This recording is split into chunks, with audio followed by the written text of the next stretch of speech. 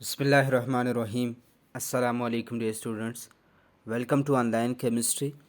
आज हम chapter number 4 that is structure of molecule ये स्टार्ट करने जा रहे हैं। और आज के इस वीडियो लेक्चर के अंदर में हम इंट्रोडक्शन करेंगे इस चैप्टर का, और इसके ऊपर बात करेंगे कि Y atom forms chemical bond, कि ऐसा क्यों होता है कि एटम्स जो हैं वो केमिकल बॉन्ड के अंदर हिस्सा ले रहे होते हैं, ना लें या बाद जो ऐसे एटम्स हैं जो नहीं लेते हिस्सा, तो वो किस वजह से नहीं लेते, उसके ऊपर आज के वीडियो लेक्चर के अंदर बात करने जा रहे हैं। तो आज के चैप्टर का नाम है स्ट्रक्चर ऑफ मालिक्यूल, और जो टॉपिक हम डिस्कस करेंगे वो ये होगा कि Y atom forms chemical bond. Prior table देख लें, थोड़ा सा इसको समझ लें। पिछले चैप्टर के अंदर भी हम पूरा प्रायर टेबल को ही डिस्कस करते आए हैं, तो याद रखना है कि ये चैप्टर्स जो हैं एक दूसरे के साथ लिंक्ड हैं। यानी आपका अगर पहला चैप्टर नहीं आ रहा तो फिर आपको सेकंड चैप्टर के अंदर मसाइल होंगे, इस तरह थर्ड नहीं आ रहा तो फोर्थ के अंदर भी मसाइल होंगे। तो थर्ड चैप्टर था वो प्रायर टेबल के ऊपर था सारा, तो इसमें भी आपको प्रायर टेबल की ज़रूरत पड़ेगी।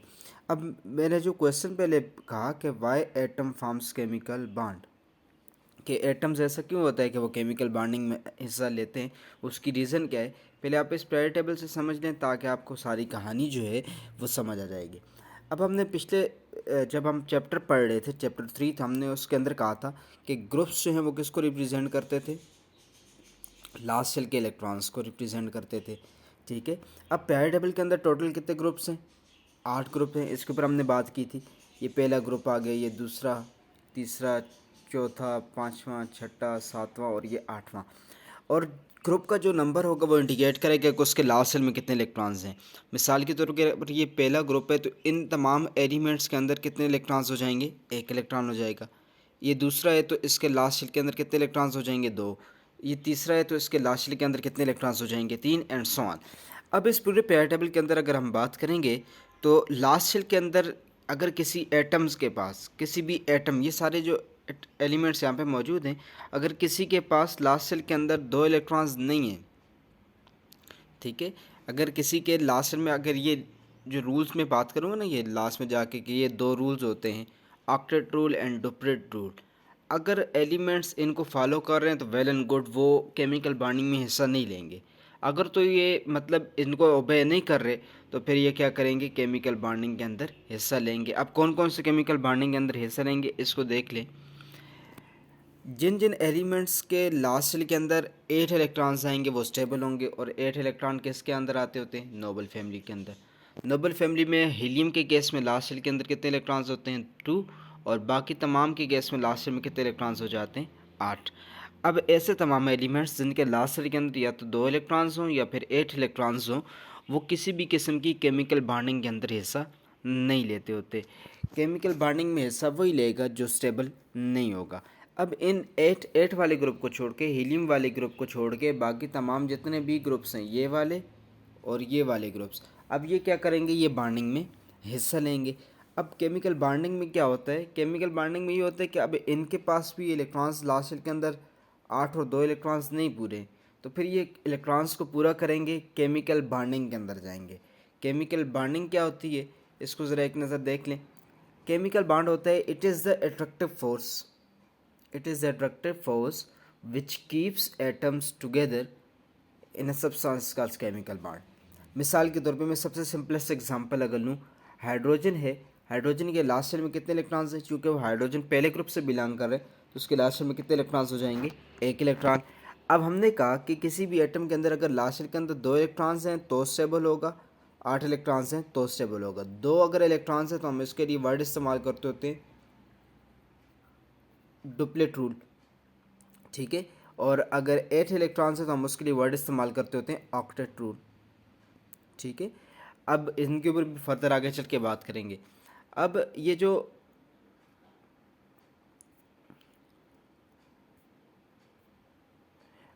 जो आपके पास अट्रैक्टिव फोर्स है कि जो दो एटम्स को आपस में कंबाइन रखती है, उसके लिए हम वर्ड इस्तेमाल करते हैं कि वो क्या होते हैं, वो केमिकल बॉन्ड होते हैं। तो हम एक हाइड्रोजन की एग्जांपल ले रहे थे, पहले ग्रुप से बिलोंग कर रहे, इसके लास्ट में कितने इलेक्ट्रॉन्स हो जाएंगे, एक इलेक्ट्रॉन्स हो जाएंगे। अब ये स्टेबल नहीं है, ये अपने आप को स्टेबल करेगा, किसी और एटम के साथ ये बॉन्डिंग में जाएगा। एक और हाइड्रोजन ले लेते हैं, उसके भी लास्ट शेल में क्या है, एक इलेक्ट्रॉन्स है। इसको भी एक इलेक्ट्रॉन की ज़रूरत है अपना डुप्लेट कंप्लीट करने के लिए, इसको भी एक इलेक्ट्रॉन की ज़रूरत है अपना डुप्लेट कंप्लीट करने के लिए। तो होगा ये कि ये दोनों आपस में करेंगे बॉन्डिंग। अब ये बॉन्डिंग करेंगे तो पॉसिबिलिटी यहाँ पे कि या तो ये अपने इलेक्ट्रॉन्स को मुकम्मल तौर पर लॉस कर दे या तो ये अपने इलेक्ट्रॉन लॉस करे। अगर तो ये इलेक्ट्रॉन लॉस करता है तो इस केस में ये होता है कि इसके पास पीछे बचने वाले इलेक्ट्रॉन्स नहीं, कोई इलेक्ट्रॉन्स नहीं बचता।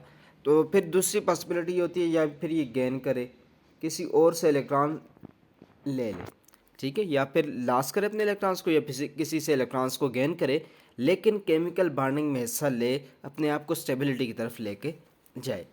ऐसा नहीं होगा तो फिर तीसरा ऑप्शन इनके पास होता है कि वो इलेक्ट्रॉन्स को शेयर कर लें, ठीक है, या लॉस करें या गेन करें या शेयर करें, लेकिन अपने आप को किसी भी तरह स्टेबल करें, वो केमिकल बॉन्डिंग में आ जाएंगे। अब यहाँ पे पॉसिबिलिटी ये है कि ये अपने इलेक्ट्रॉन शेयर करेगा। तो जब शेयर करेगा, किसके साथ शेयर करेगा, ये इसके साथ शेयर करेगा, ये वाला इलेक्ट्रॉन इसके साथ आपस में शेयरिंग करेगा। तो अब इनके दरमियान एक मुकम्मल बॉन्ड बन जाएगा। अब क्या बना हुआ है, अट्रैक्टिव फोर्स है इन दोनों के दरमियान जो इन दो एटम्स को कंबाइन रखेगी। आपने कभी नहीं देखा होगा कि हाइड्रोजन को हम वैसे ही इसी तरह लिखा हो। हाइड्रोजन हमेशा आपको जहाँ पे भी लिखा हुआ मिलेगा H2 की फॉर्म में मिलेगा, यानी कि दो एच ने क्या किया हुआ है, अपने इलेक्ट्रॉन्स को शेयर किए हुए है। शेयर करने के बाद एक मॉलिक्यूल बनाया हुआ है। अब अगर आपको टॉपिक याद पड़े पहले चैप्टर के अंदर, तो हमने मॉलिक्यूल्स डिस्कस किए थे।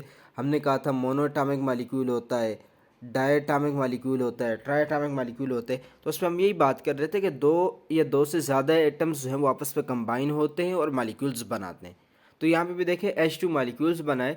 अब इसमें हुआ क्या है कि यहाँ पे शेयरिंग ऑफ इलेक्ट्रॉन्स हुई है। ये जो बॉन्ड बना है ये केमिकल बॉन्ड है एक, जिसका नाम क्या होता है, कोवेलेंट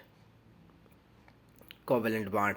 अब इस केमिकल बॉन्ड को हम फिर आगे फर्दर जाके पढ़ेंगे। केमिकल बॉन्ड जो है वो कितनी टाइप्स के अंदर है। देखें, एक आयनिक बॉन्ड होता है, आपने नाम सुना होगा, एक होता है कोवेलेंट बॉन्ड, एक होगा कोऑर्डिनेट बॉन्ड, ठीक है। तो ये वाले सब तमाम बॉन्ड्स जो हैं ये आगे चल के हम पढ़ेंगे। केमिकल बॉन्ड्स की टाइप हैं, हर एक इसके हिसाब से अपने आप को क्या करेगा, स्टेबल करेगा।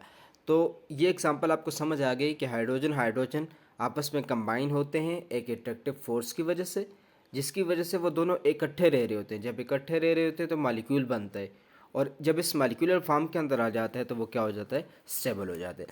अब कौन से ऐसे हैं जो बॉन्डिंग में हिस्सा नहीं लेंगे, तो एक्सेप्ट नोबल गैसेस, जितने भी नोबल गैसेस हैं वो बॉन्डिंग में हिस्सा नहीं लेंगी। उसकी रीज़न क्या होती है कि वो ऑलरेडी उनके लास्ट सेल के अंदर उनके एलिमेंट्स में क्या क्या आता है, हीलियम आता है। हीलियम के लास्ट शेल में कितने इलेक्ट्रॉन्स होते हैं, 2। बाकी नीचे जितने भी हैं, नियॉन, आर्गन, क्रिप्टॉन, जीनॉन, इन तमाम के गैसेस में उनके लास्ट शेल में कितने इलेक्ट्रॉन्स मौजूद होते हैं, 8 इलेक्ट्रॉन्स मौजूद होते हैं, जिसकी वजह से वो स्टेबल होते हैं। और वो किस फॉर्म के अंदर ही एग्जिस्ट करते हैं, वो एटॉमिक फॉर्म के अंदर ही एग्जिस्ट करते हैं। अब आपको याद पड़े तो चैप्टर नंबर 1 के अंदर हमने क्या कहा था, मोनो एटॉमिक मालिक्यूल्स। तो मोनो एटॉमिक मालिक्यूल्स के अंदर हमने तमाम की तमाम एग्जांपल किसकी दी थी, नोबल गैसेस की एग्जांपल दी थी। अब इन नोबल गैसेस को छोड़ के ये सिर्फ अपने एटॉमिक फॉर्म में के अंदर ही एग्जिस्ट करेंगे, बाकी तमाम जो है वो मालिक्यूलर फॉर्म के अंदर जाएंगे। आप हमेशा जो है आपने हीलियम को He की फॉर्म में ही लिखा हुआ देखा होगा, यानी कि आपने कभी ऐसा नहीं देखा होगा कि He2, ऐसा आपने कभी नहीं देखा, क्योंकि ऐसा हो ही नहीं सकता, क्योंकि किसी भी किस्म की केमिकल बॉन्डिंग के अंदर हिस्सा नहीं लेते। तो नोबल गैसेस बॉन्डिंग में हिस्सा नहीं लेते। नोबल गैसेस को छोड़ के बाकी जितने भी 7 ग्रुप्स हैं, क्योंकि उनके लास्ट सेल कंप्लीट नहीं होते और फिर वो बॉन्डिंग में हिस्सा ले रहे होते हैं। एक जन में क्वेश्चन ये होगा कि सेकंड ग्रुप के अंदर जो एलिमेंट्स आएंगे तो उनके लास्ट सेल में तो 2 इलेक्ट्रॉन्स होंगे। याद रखना है, जितने ज़्यादा इलेक्ट्रॉन्स होंगे उतने ज़्यादा स्टेबल, यानी ऑक्टेट वाला रूल जो है वो ज़्यादा स्टेबल होगा as compare to duplet rule. और यहाँ तक आई होप आपको समझ आ गई होगी। नेक्स्ट चलते हैं कि एटम्स हैं ये बॉन्डिंग बनाते क्यों हैं। तो अब आपको समझ आ गई होगी कि पहली रीज़न तो ये होती है एनर्जी को लोअर करते हैं। अब इसकी सिंपल सी एग्जांपल है, मेरे पास पैसे नहीं है, तो मैं तो जाहिर सी बात है मुझे अपनी चीज़ों के लिए, मुझे अपनी ज़रूरियात को पूरा करना है, मुझे पैसों की ज़रूरत पड़ेगी। अब फिर होगा ये कि मुझे अगर कहीं से नहीं पता चल रहा या कहीं से ऐसा सोर्स नहीं मिल रहा जहाँ से मेरे पास पैसे हैं, तो फिर मेरी एनर्जी हाई होगी, मैं हर वक्त तकरीबन गुस्से में ही रहने वाला हूँ, ठीक है। लेकिन जब मेरे पास पैसे आ जाएंगे तो फिर मैं अपनी एनर्जी को कम कर दूंगा, भाई फिर गुस्से की क्या ज़रूरत है, ठीक है। तो जब एटम्स जो हैं वो अकेले होते हैं, जब एटम्स जो हैं वो बॉन्डिंग में नहीं होते तो उनकी एनर्जी ऑलरेडी पहले बहुत ज़्यादा होती है, ठीक है, पहले हाई एनर्जी होती है।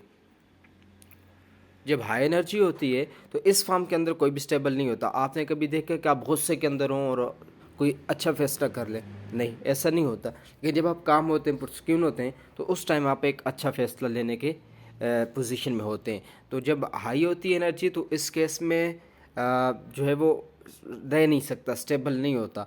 तो फिर स्टेबिलिटी हासिल करने के लिए वो क्या करते हैं, अपनी एनर्जी को क्या करते हैं, ये। तो मैंने यहाँ पे 3 पॉइंट्स लिखे हैं कि एटम बॉन्ड क्यों बनाते हैं, केमिकल बॉन्ड। वजह ये होती है कि अपनी एनर्जी को कम कर दे। सेकंड वजह ये होती है एनर्जी इसलिए कम करता है ताकि वो स्टेबल हो जाए। और स्टेबल कब होगा, जब वो इन 2 रूल्स को फॉलो करेगा। अब ऑक्टेट रूल क्या है?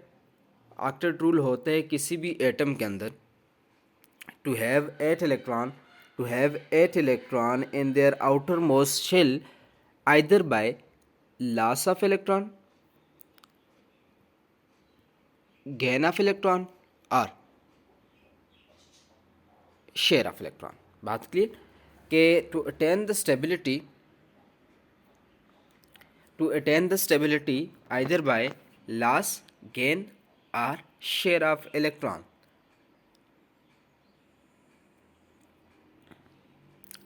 ठीक है। What is the octet rule? Octet rule को आप डिफाइन करेंगे, it is define as to have 8 electron in their outermost shell. To have 8 electron, यहाँ पे लिख लिया, to have 8 electron in there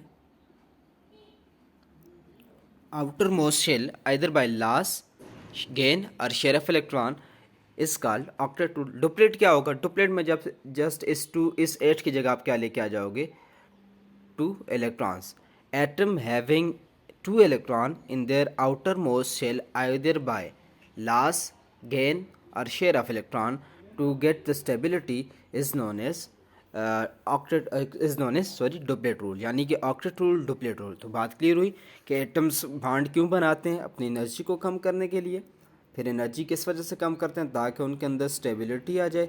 stability कैसे आएगी, जब वो इन रूल्स को फॉलो करेंगे। तो आज के इस वीडियो लेक्चर के अंदर हमने जस्ट इंट्रोडक्शन किया कि एटम्स जो हैं वो क्यों बॉन्डिंग में जा रहे होते हैं और किस वजह से बॉन्डिंग में हिस्सा ले रहे होते हैं। नेक्स्ट वीडियो लेक्चर के अंदर हम इसी टॉपिक को फर्दर कंटिन्यू करेंगे। टाइप्स ऑफ केमिकल बॉन्ड के ऊपर बात करेंगे, कौन कौन सी टाइप्स ऑफ बॉन्ड्स हैं, और फिर 1 बाय 1 सबको डिस्कस करेंगे। वीडियो को पूरा देखेंगे, इससे इशू हो तो वो लास्ट भी व्हाट्सएप ग्रुप के ऊपर या व्हाट्सएप नंबर के ऊपर पूछा करें। Thanks for watching.